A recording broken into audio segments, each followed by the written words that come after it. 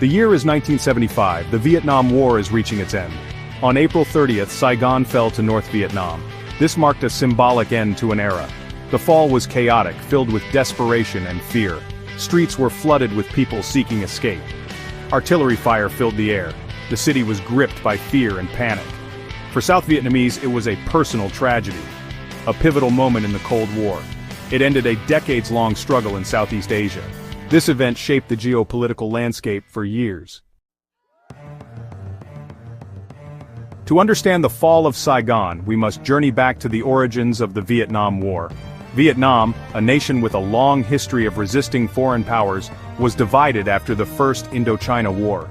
The North, under Ho Chi Minh, embraced communism, while the South, supported by the United States, opposed it. The war was rooted in this ideological divide, a proxy conflict in the broader Cold War. The United States, driven by the domino theory, feared the spread of communism in Southeast Asia. This fear fueled their involvement, escalating the conflict to a major international war. The United States poured troops and resources into South Vietnam, hoping to prevent a communist takeover. However, they underestimated the resolve of the North Vietnamese army and the Viet Cong. The North Vietnamese were fighting for their homeland, fueled by nationalism and ideology.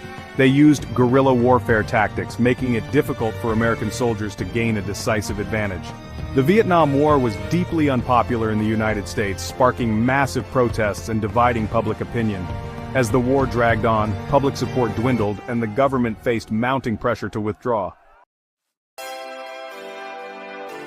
In 1973, after years of brutal fighting and heavy losses on both sides, a glimmer of hope emerged.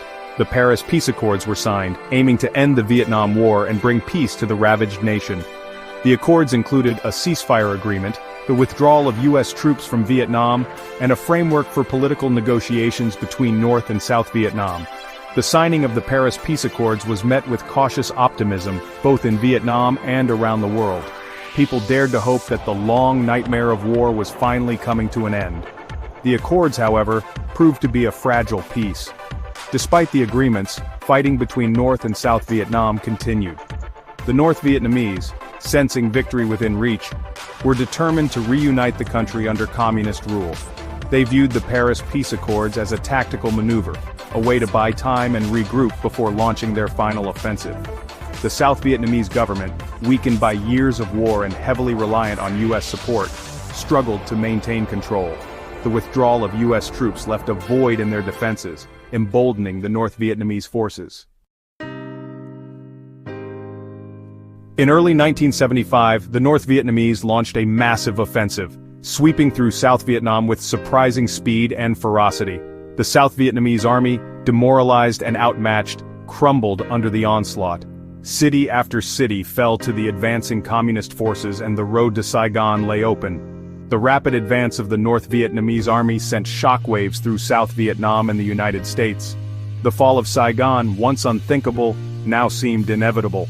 Panic spread throughout South Vietnam as the reality of the situation set in. For the United States, the imminent collapse of South Vietnam presented a difficult dilemma. The American public, weary of war, opposed further military intervention. The U.S. government, facing a no-win situation, was forced to confront the prospect of a humiliating defeat. The fall of Saigon was not just a military defeat, it was a political and psychological blow to the United States. It challenged the nation's image of itself as a global superpower and raised questions about the limits of American power.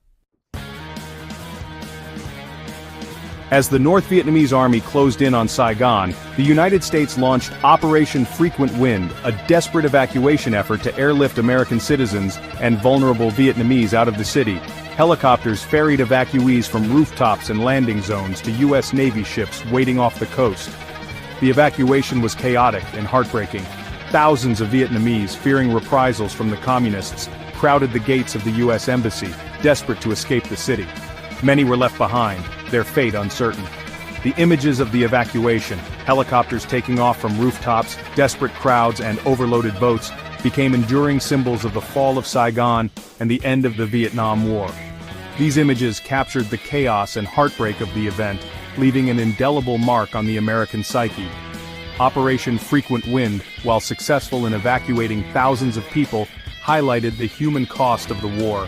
It also underscored the moral complexities of the conflict, leaving many Americans grappling with questions about the nation's role in Vietnam. On April 30, 1975, North Vietnamese tanks crashed through the gates of the presidential palace in Saigon, signifying the end of the war and the reunification of Vietnam under communist rule. The city, once known as Saigon, was renamed Ho Chi Minh City in honor of the late communist leader. The fall of Saigon ushered in a new era for Vietnam. The country faced the daunting task of rebuilding after decades of war and division. The communist government implemented sweeping changes, nationalizing industries, collectivizing agriculture, and embarking on a program of socialist transformation. The transition was not without its challenges. Millions of South Vietnamese, particularly those associated with the former government or the Americans, faced persecution.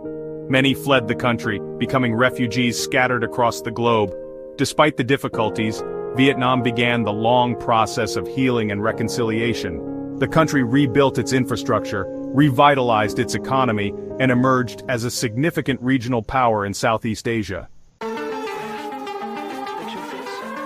The fall of Saigon continues to resonate in the 21st century, serving as a reminder of the human cost of war and the enduring legacy of the Cold War. For the Vietnamese people, it remains a deeply emotional and complex event, a reminder of a painful past and a symbol of national reunification. The fall of Saigon also holds important lessons for the world. It underscores the importance of diplomacy and peaceful conflict resolution. It highlights the dangers of ideological rigidity and the need for empathy and